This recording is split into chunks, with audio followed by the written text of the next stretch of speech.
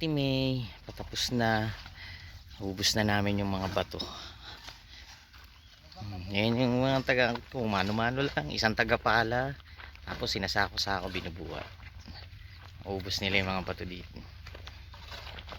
Sila na rin, tuloy-tuloy na yan sila pagtrabaho.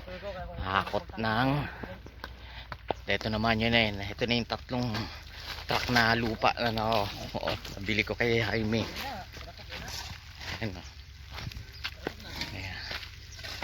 Ayan.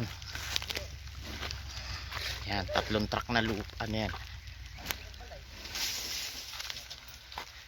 Yan, dami. Yung truck. Tuloy-tuloy yan. Papahakot ko na. Para dito. Itambak dito sa bahay. Para makakapag-flooring na. Para sa susunod na budget na yung flooring. Pag may flooring na, syempre makakapaglinis-linis na.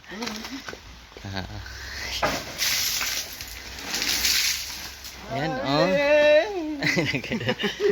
puno na yung sa mga bato, puno yung CR. Dito hindi pa ito, hindi rin pa hanggang dun yung ng level ng lupa eh.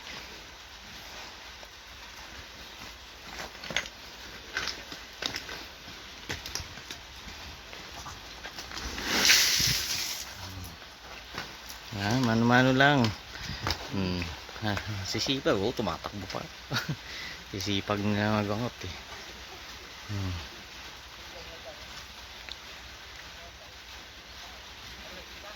So yan muna uli. At umuulan na naman. Rain or shine, hakot lang.